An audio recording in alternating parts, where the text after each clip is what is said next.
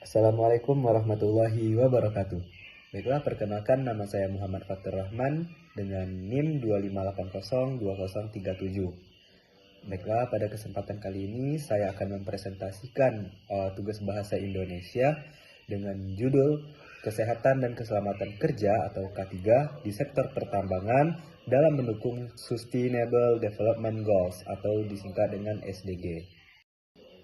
Baik, pada poin pertama yaitu pendahuluan, kita akan membahas tentang urgensi K3 dan relevansinya dengan SDG. Kesehatan dan keselamatan kerja atau K3 bukan hanya sekedar kepatuhan regulasi, melainkan fondasi penting bagi keberlanjutan sektor pertambangan dalam konteks Sustainable Development Goals atau SDG. K3 memiliki peran krusial dalam mencapai pembangunan yang adil dan bertanggung jawab. Mari kita telaah lebih dalam. Baik, poin selanjutnya tantangan K3 spesifik di industri pertambangan. Pertama, kondisi lingkungan berisiko tinggi. Sektor pertambangan beroperasi di lingkungan yang seringkali ekstrim, seperti tambang bawah tanah, lokasi terpencil, dan kondisi cuaca yang keras, meningkatkan risiko kecelakaan. Yang kedua, paparan bahan berbahaya. Pekerja tambang sering terpapar debu, bahan kimia, kebisingan tinggi, dan getaran yang dapat menyebabkan penyakit pernapasan, gangguan pendengaran, dan masalah kesehatan jangka panjang yang lainnya. Yang ketiga yaitu penggunaan alat berat. Operasional pertambangan melibatkan alat berat dan mesin kompleks yang berpotensi menyebabkan cedera serius jika tidak dioperasikan dengan prosedur K3 yang tepat. Yang keempat yaitu tekanan produksi. Tekanan untuk mencapai target produksi seringkali dapat mengesampingkan prioritas K3, meningkatkan kemungkinan insiden. Selanjutnya kita akan membahas tentang kaitan K3 dengan SDG yang ketiga, kesehatan dan kesejahteraan. K3 secara langsung berkontribusi pada pencapaian SDG 3, kehidupan sehat dan sejahtera. Dengan memastikan lingkungan kerja yang aman dan sehat, K3 mengurangi angka kecelakaan kerja, penyakit akibat kerja, dan kematian di sektor pertambangan. Ini termasuk yang pertama, penyediaan fasilitas kesehatan yang memadai di lokasi tambang. Yang kedua, program pencegahan penyakit dan promosi kesehatan bagi pekerja. Yang ketiga, pengelolaan risiko paparan bahan yang berbahaya. Baik, selanjutnya kita membahas kaitan K3 dengan SDG 8, yaitu pekerjaan layak dan pertumbuhan ekonomi. K3 adalah inti dari pekerjaan yang layak, salah satu pilar SDG 8. Lingkungan kerja yang aman menciptakan pekerjaan yang produktif dan berkelanjutan. Dampaknya meliputi, yang pertama, meningkatkan produktivitas dan moral pekerja. Yang kedua, mengurangi biaya terkait kecelakaan dan kompensasi. Yang ketiga, menarik talenta terbaik dan meningkatkan citra industri. Yang keempat, mendorong pertumbuhan ekonomi yang inklusif dan berkelanjutan. Selanjutnya SDG 12. Kaitan K3 dengan SDG 12, yaitu konsumsi dan produksi berkelanjutan. K3 terintegrasi dengan prinsip konsumsi dan produksi berkelanjutan. Pertambangan yang bertanggung jawab mencakup pengolahan limbah, pengurangan sumber daya yang efisien, dan praktik yang meminimalkan dampak lingkungan dan sosial. Ini berarti mengurangi limbah dan jejak karbon dari operasional pertambangan, meningkatkan efisiensi penggunaan energi dan air, mendorong inovasi dalam teknologi pertambangan yang lebih bersih dan aman, memastikan penutupan tambang yang aman dan bertanggung jawab. Selanjutnya kaitan K3 dengan SDG 16, yaitu perdamaian, keadilan, dan institusi yang kuat.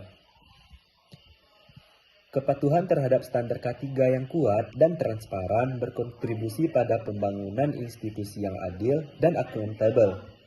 Ini menciptakan kepercayaan antar perusahaan, pekerja, dan masyarakat, serta mendukung pencegahan konflik sosial yang sering timbul dari masalah pertambangan. Peningkatan akuntabilitas perusahaan dan pemerintah, pembangunan masyarakat yang damai dan inklusif di sekitar area tambang.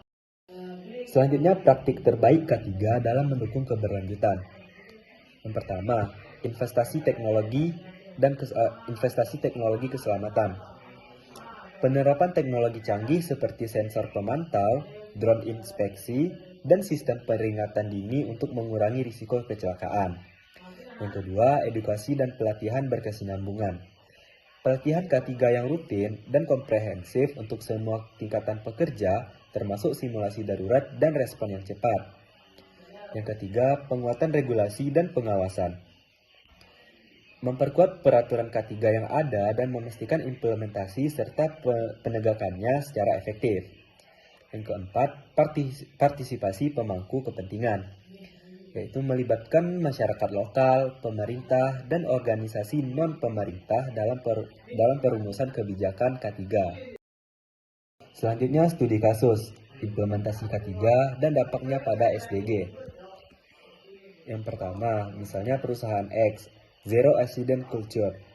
Melalui investasi besar dalam teknologi keselamatan, pelatihan intensif, dan budaya Zero Accident, perusahaan tambang X berhasil mengurangi tingkat kecelakaan hingga 90% dalam 5 tahun, berkontribusi pada SDG 3 dan SDG 8. Yang kedua, inisiatif K3 berbasis komunitas. Beberapa perusahaan tambang telah mengintegrasikan program K3 dengan pengembangan masyarakat lokal, seperti penyediaan air bersih dan fasilitas kesehatan, mendukung SDG 3 dan SDG 16. Selanjutnya, rehabilitas pasca tambang. Praktik K3 yang baik juga mencakup perencanaan rehabilitas lahan pasca tambang yang bertanggung jawab, serta sejalan dengan SDG 12. Memulihkan ekosistem dan menciptakan nilai jangka panjang. Dan terakhir, masuk ke kesimpulan dan rekomendasi menuju pertambangan berkelanjutan. Yang pertama, pendekatan terpadu. Mengintegrasikan K3 sebagai bagian tak terpisahkan dari strategi bisnis dan berkelanjutan perusahaan. Selanjutnya, inovasi berkelanjutan. Terus berinvestasi dalam penelitian dan pengembangan teknologi K3 yang inovatif dan ramah lingkungan. Selanjutnya, kolaborasi multi pihak. Membangun kemitraan yang kuat antara pemerintah, industri, pekerja, dan masyarakat untuk mencapai tujuan K3 dan SDG. Dengan komitmen yang kuat terhadap K3, sektor pertambangan dapat menjadi motor penggerak bagi pencapaian SDG, menciptakan masa depan yang lebih aman, sehat, dan berkelanjutan bagi semua. Baiklah, sekian presentasi dari saya. Apabila ada kata-kata saya yang salah, mohon dimaafkan. Baiklah, terima kasih atas perhatiannya. Assalamualaikum warahmatullahi wabarakatuh.